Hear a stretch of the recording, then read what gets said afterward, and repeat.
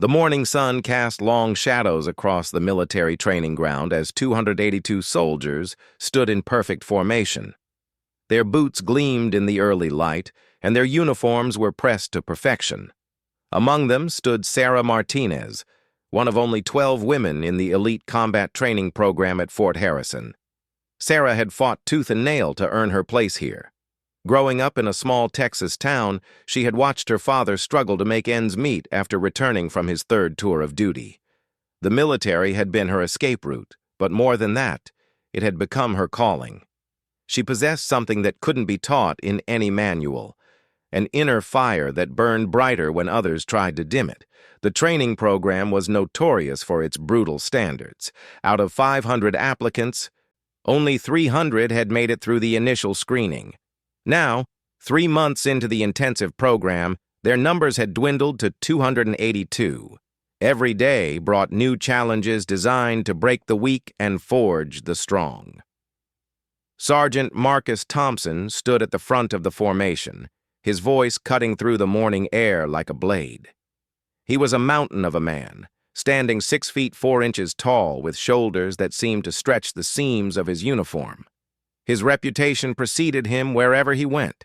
15 years of active duty, 3 tours in Afghanistan, and a string of commendations that spoke to his tactical brilliance. But Thompson carried demons that the medals couldn't hide. His marriage had crumbled under the weight of his deployments, and his drinking had cost him his relationship with his teenage daughter. The anger that once served him well in combat now festered inside him, looking for outlets in all the wrong places. "Today we're testing your hand-to-hand combat skills," Thompson announced, his eyes scanning the formation with predatory intensity. "This isn't about fancy moves you've seen in movies. This is about survival when your weapon jams, when your backup fails, when everything goes wrong and all you have left is what God gave you." The soldiers began pairing off for sparring exercises. Sarah found herself matched against Private Jackson, a farm boy from Iowa who had the reach advantage but lacked her speed and technical knowledge. As they circled each other, Sarah could feel Thompson's eyes on her, weighing and measuring. She had noticed his attention before, and it made her skin crawl. There was something predatory in the way he looked at the female recruits, especially her. During weapons training, he would stand too close, his breath hot on her neck as he corrected her form. In the mess hall, his eyes would follow her movements with an intensity that had nothing to do with military evaluation. Sarah ducked under Jackson's clumsy swing and swept his legs, sending him tumbling to the mat. The other soldiers cheered, but she noticed Thompson's jaw tighten. She helped Jackson to his feet, offering encouragement about his improving technique. Her kindness was genuine. She understood that they were all struggling to prove themselves in different ways. "Martinez!" Thompson's voice cracked like a whip. "Front and center!" Sarah jogged over, her heart rate steady despite the intensity of his stare. She had learned early in her military career never to show fear, even when every instinct screamed danger. "Your technique is sloppy," he said, circling her like a shark. "In real combat, that pretty little move wouldn't save you from someone who actually knows how to fight." The words stung because they weren't entirely false. Sarah knew she still had much to learn, but she also knew she was improving faster than most of her peers. Thompson's criticism felt personal rather than professional. "I understand, Sergeant. I'll work harder," she replied, keeping her voice steady and respectful. "Work harder?" Thompson's laugh was cold. "Maybe the problem isn't effort. Maybe the problem is that some people just don't belong here." A murmur rippled through the nearby soldiers. Everyone knew what Thompson was implying, and everyone knew it was wrong. Sarah had proven herself time and again, scoring in the top 10% on every evaluation. But challenging a superior officer would be career suicide. "Permission to prove myself, Sergeant?" Sarah asked, her chin raised just enough to show she wouldn't back down. Thompson's eyes glittered with something dark and hungry. "You want to prove yourself? Fine. Let's see how you handle someone with real experience." He began removing his jacket, and Sarah felt her blood turn to ice. This wasn't standard protocol. Instructors didn't spar with students, especially not in front of the entire company. But refusing would be seen as cowardice, and Sarah had worked too hard to let fear destroy her career now. The other soldiers formed a circle around them, sensing that something significant was about to happen. Lieutenant Davis, Thompson's second-in-command, shifted uncomfortably, but said nothing. The chain of command was sacred, and questioning a senior non-commissioned officer's methods was not taken lightly. Sarah rolled her shoulders and settled into a fighting stance, her mind racing through everything she had learned about combat psychology. Thompson had size and experience, but he also had anger clouding his judgment. Angry fighters made mistakes, and mistakes created opportunities. Thompson moved forward with the confidence of a predator approaching wounded prey. His technique was solid, refined by years of training and real combat experience. But there was something else in his movement, a cruelty that went beyond military necessity. Their first exchange was quick and technical. Thompson threw a jab that Sarah deflected, following with a low kick that she absorbed on her shin. The pain shot up her leg, but she didn't let it show. Pain was temporary, but reputation lasted forever. "Is that all you've got, Martinez?" Thompson taunted, his voice carrying across the silent training ground. "Maybe you should consider a transfer to the kitchen staff." The comment drew nervous laughter from some of the soldiers, but Sarah noticed others looking uncomfortable. They knew Thompson was crossing lines that shouldn't be crossed. Sarah feinted left and threw a quick combination to Thompson's midsection. Her punches landed clean, and she saw surprise flicker across his features. Whatever he had expected from her, it wasn't technical competence. The sparring session continued for several more exchanges, each one more intense than the last. Thompson's movements grew more aggressive, his attacks designed more to humiliate than to train. Sarah adapted, using her speed and intelligence to avoid his power while landing precise counterattacks. Then something shifted in Thompson's demeanor. The professional facade cracked, revealing the angry, broken man underneath. His next attack came with real malice, a straight right hand thrown with the intention to hurt rather than to teach. Sarah barely managed to slip the punch, feeling the wind from Thompson's fist as it whistled past her ear. The crowd of soldiers grew quieter, sensing that they were witnessing something that had moved far beyond training. "Stand still and take your medicine, Martinez," Thompson growled, his breathing heavy with exertion and rage. "Time to learn your place." That's when Sarah saw it, the telltale signs of a man who had lost control.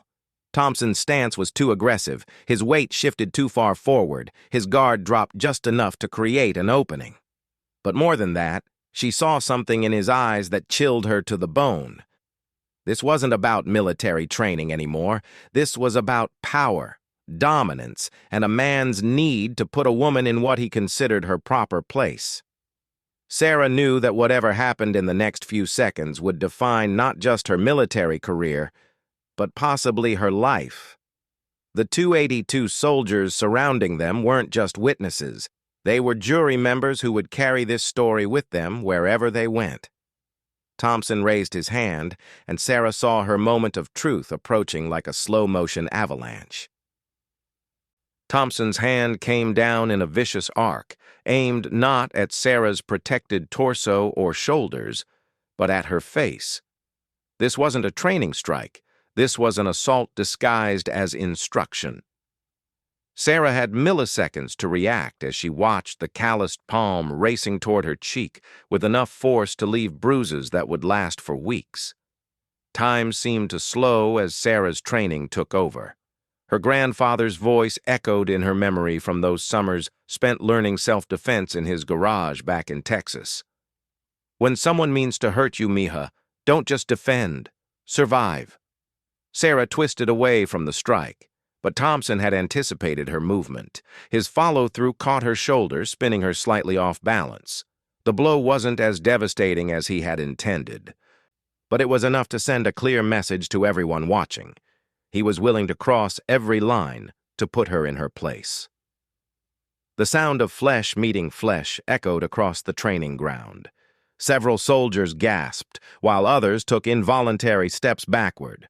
Lieutenant Davis started forward, then stopped, paralyzed by the implications of intervening.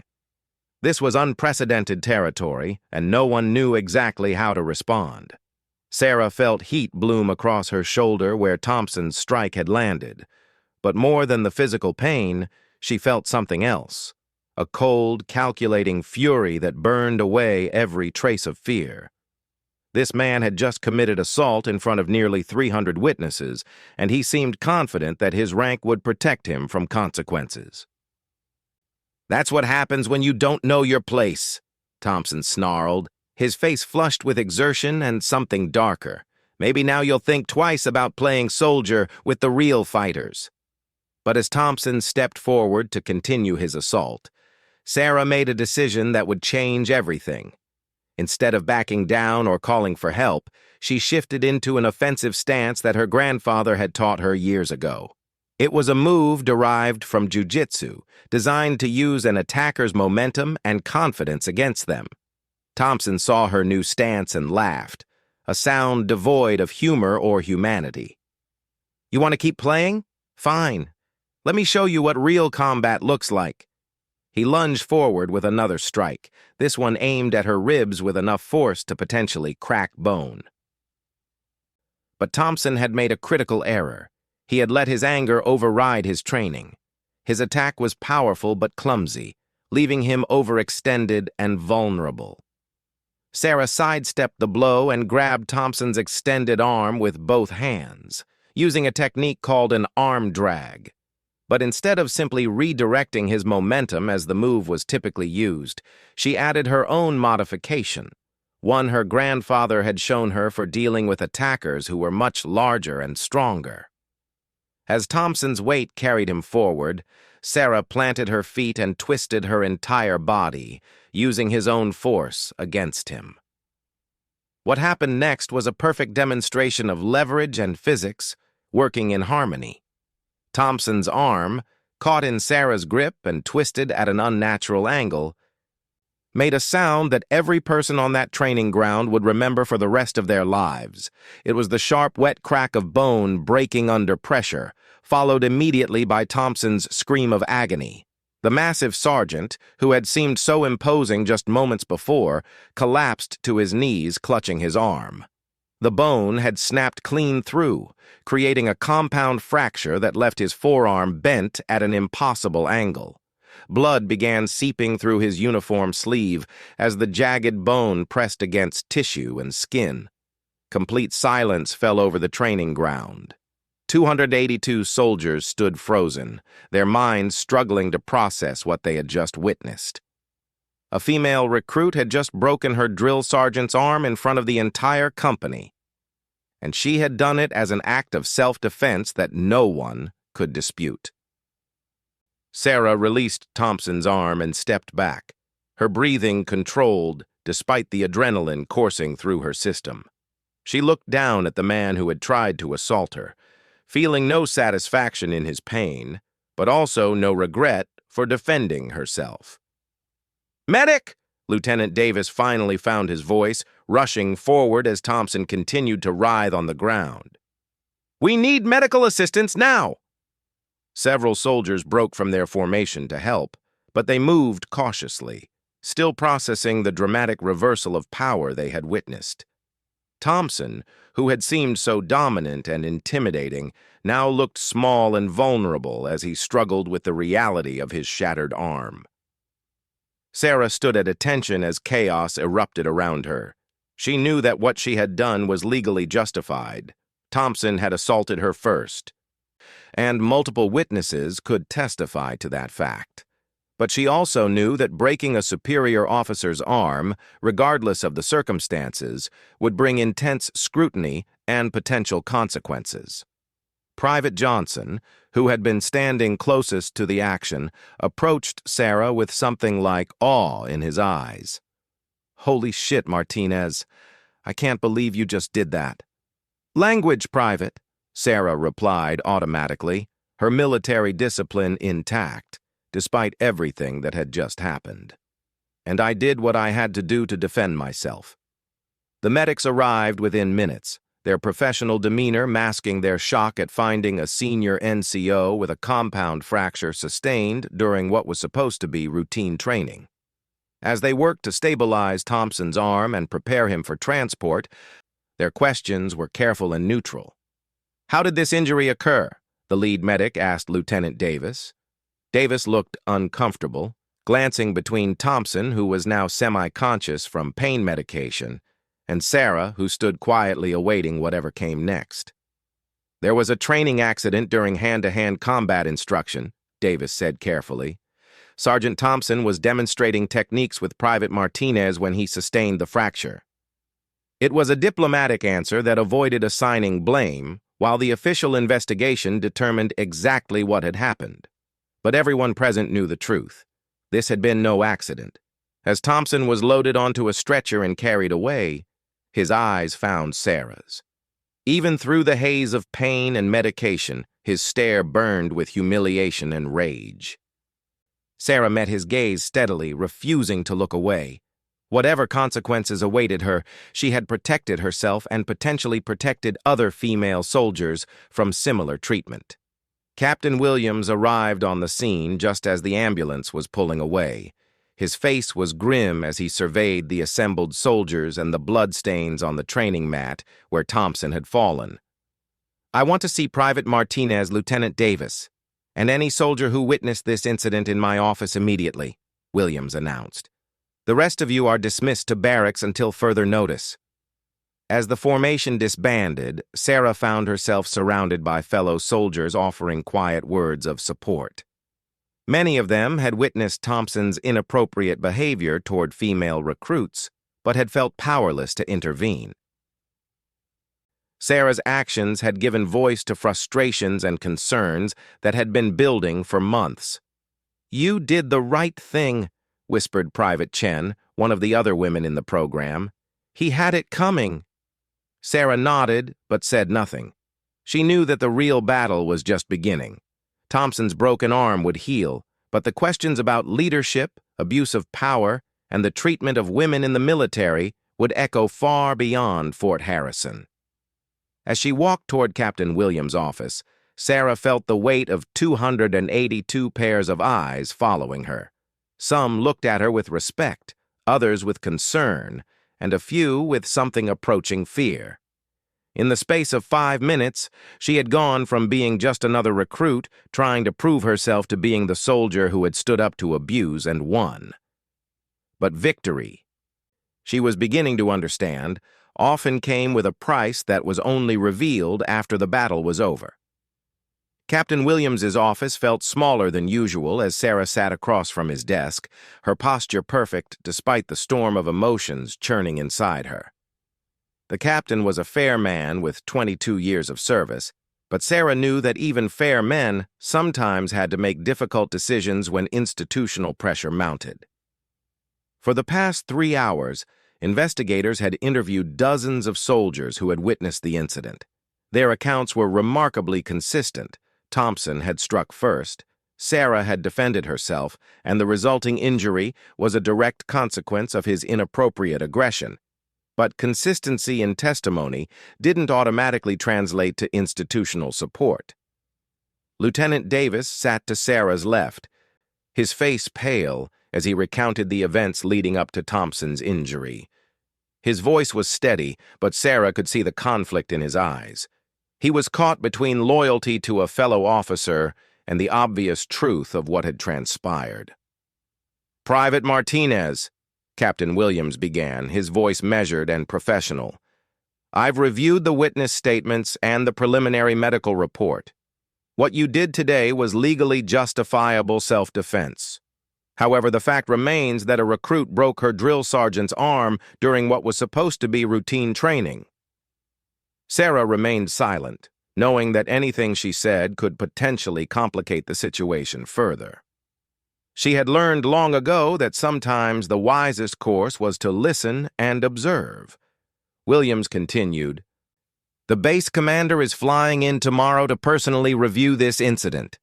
There are going to be questions about training protocols, supervision, and whether this program is appropriate for integrated units." The implication was clear.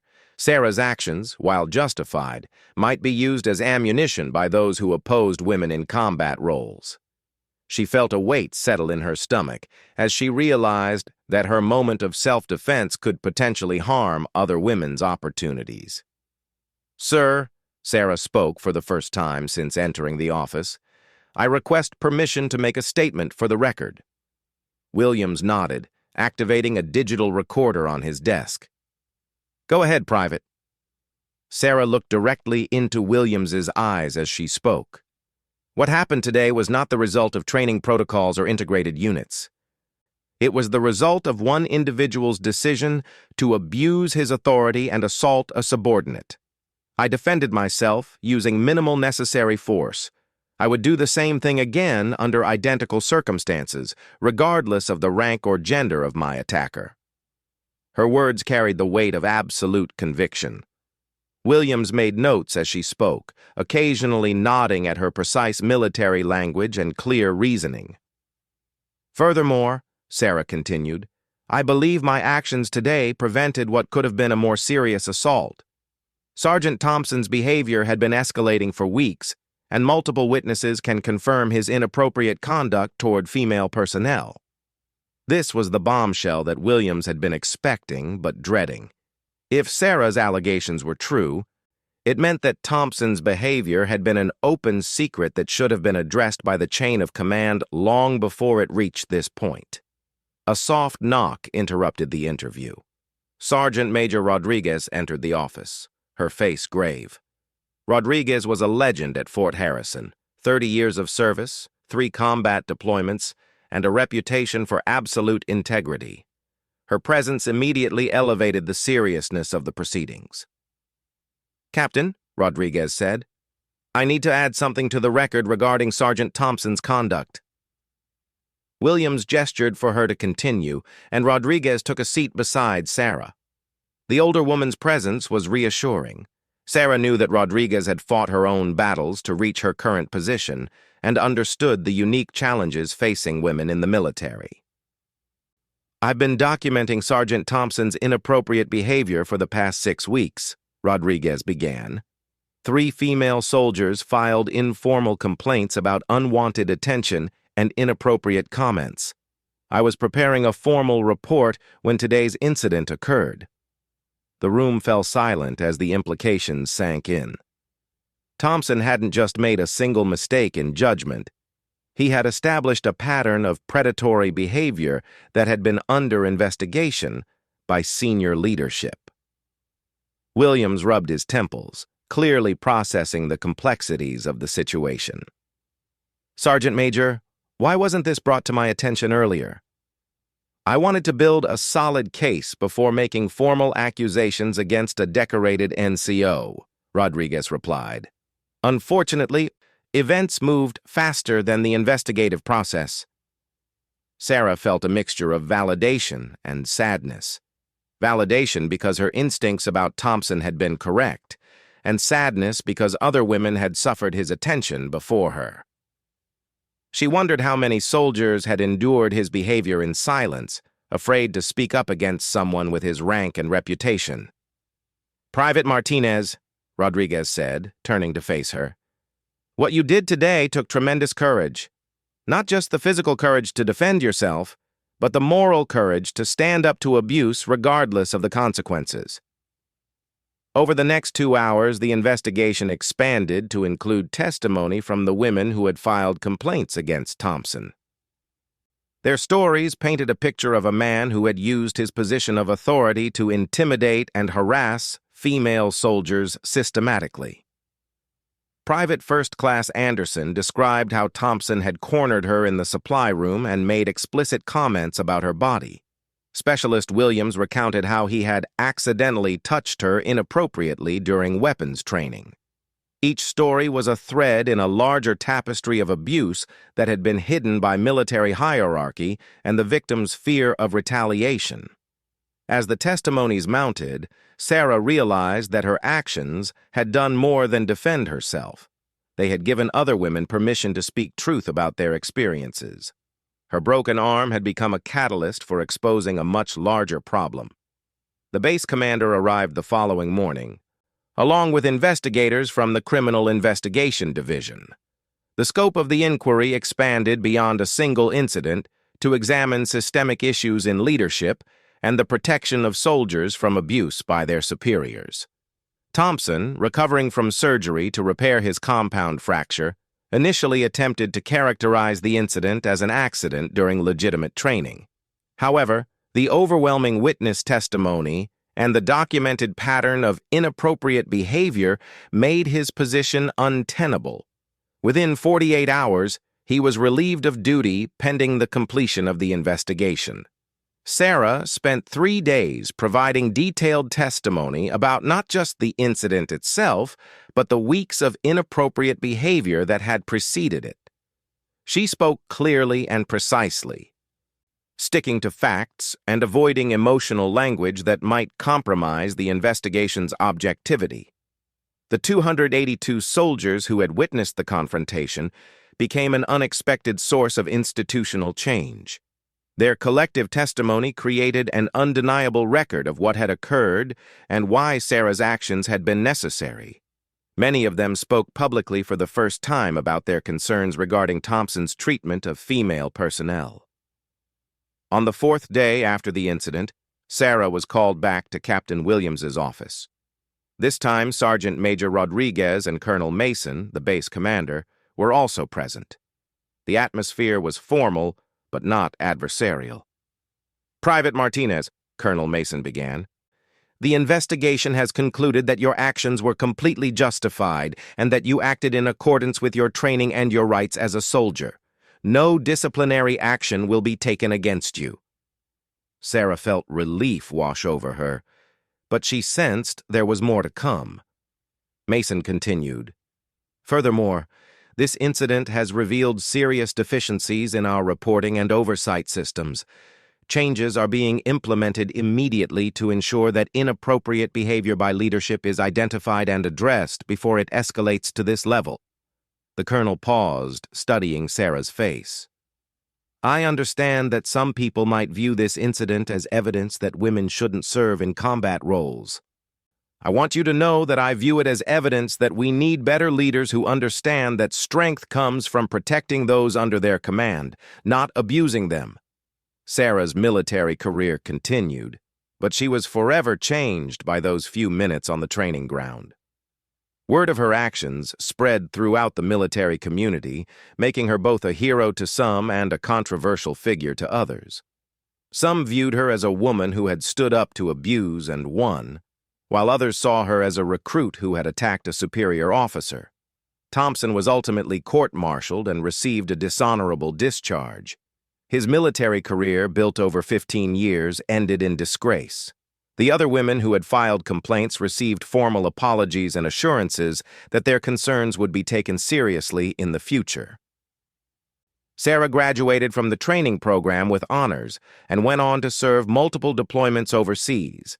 She became an advocate for military justice reform and worked to create better reporting mechanisms for soldiers experiencing abuse from their superiors.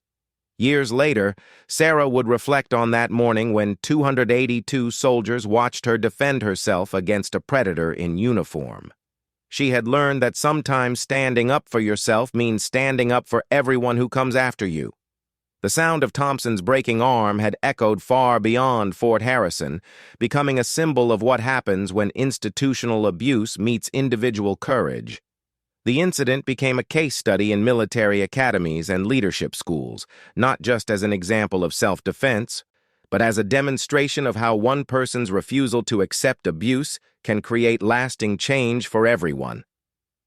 Sarah's grandfather had taught her to survive, but that day she had learned something even more important. Sometimes survival and justice were the same thing. The 282 soldiers who witnessed her actions carried the story with them throughout their careers, and many became better leaders because of what they had seen. They had watched a small woman defeat a large man not through superior size or strength, but through superior character and the unshakable belief that no one has the right to abuse another person, regardless of rank, gender, or circumstance.